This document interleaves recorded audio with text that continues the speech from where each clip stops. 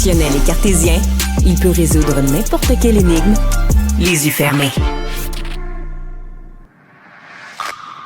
Qu'est-ce qui s'est passé? Moi, je pense que c'est banal parce qu'on a confondu des affaires qui ne devraient être jamais confondues. Surtout, l'idée de se préoccuper de ce qui est fait et bien fait. Stéphane Bureau. Bonjour Stéphane. Salut Mario. Qu'on rejoint pas dans son environnement habituel. Stéphane. Au sortir, j'allais dire, d'une autre radio avec André Berkoff. Donc, je suis réfugié dans son bureau. Ici, pour ceux qui nous regardent, ça bouge un peu. Ben, c'est que c'est fait à la main. C'est fait à la main ce matin. Bon, accord de cessez-le-feu, c'est la grosse nouvelle dans le monde. Ça reste hyper fragile parce que on a eu cette nouvelle comme confirmée en fin de journée hier. Puis là, déjà, en quelques heures, on dit, ouais, mais là, le Hamas aurait d'autres demandes de dernière minute qui font suer Israël. L'Israël a fait des frappes militaires. Est-ce que l'accord est fragile ou solide?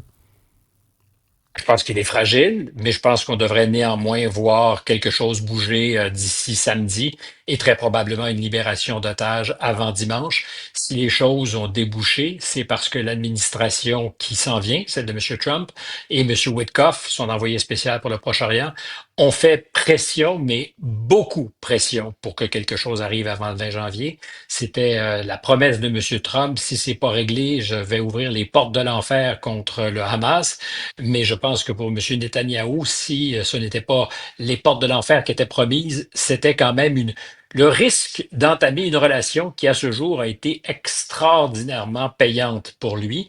Il ne voulait pas rater le rendez-vous. Je pense qu'il y a un peu de posture ce matin, particulièrement quand les Israéliens ont décidé de dire que le cabinet n'allait pas se réunir pour officiellement entériner l'entente. C'est une part aussi de sorte que son aile droite, sinon extrême droite, est ménagée, qu'on fait très attention, qu'on ne donne pas l'impression d'être nous au sol devant le Hamas, parce que c'est ce que les partis d'extrême droite en Israël disant on a mis la pression sur le pays et nous avons accepté de s'effondrer, je ne sais pas si c'est le bon mot, mais de nous compromettre alors que les opérations militaires n'étaient pas encore terminées à Gaza.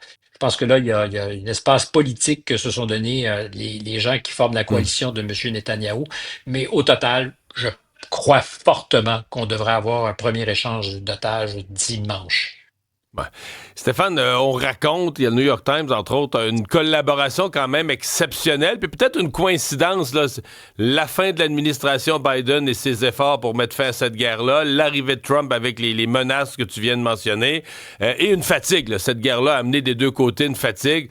J'ai l'impression que c'est comme les trois pointes d'un triangle qui ont créé les conditions pour régler ça, mais on parle quand même d'une collaboration exceptionnelle, peut-être inattendue entre l'administration Biden sortante et l'administration qui entre en poste, celle de M. Trump? Beaucoup de choses dans ce que tu viens de dire. Je commencerai par la dernière des perches que tu me tends. C'est inattendu comme collaboration. En précédent, on a très rarement jamais vu un président élu qui est en transition de dossier et être impliqué. Son envoyé spécial pour le Proche-Orient, M. n'a aucune autorité, puisque M. Trump ne peut léguer aucune. Il n'est pas président, il est président élu. M. Witkoff, qui a obtenu un rendez-vous avec Benjamin Netanyahou, alors que c'était Stéphane, Shabbat. On va devoir, je pense qu'on va refaire la communication par téléphone. Je pense que l'Internet, l'endroit où tu es, n'est pas assez fort. On perd sincèrement là, un mot sur deux. En fait, on a de la difficulté à entendre le propos. On va refaire la communication. Ouais, c'est une histoire, je vais vous dire.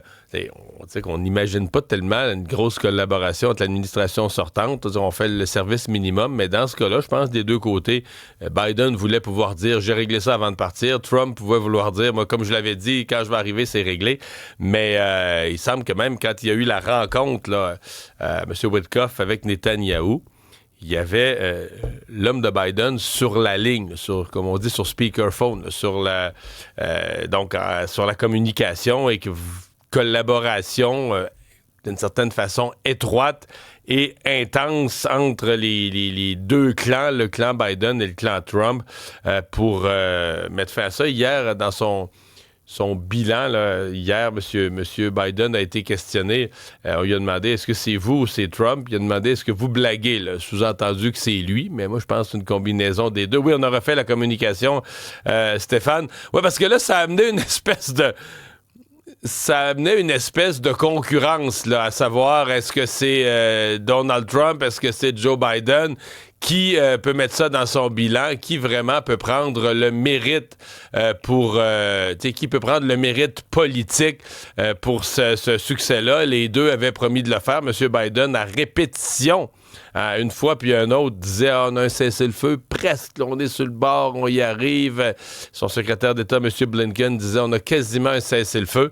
Et puis, ben là, il va pouvoir dire qu'il a réussi à le faire avant la fin de son mandat. Est-ce qu'on a la communication avec Stéphane?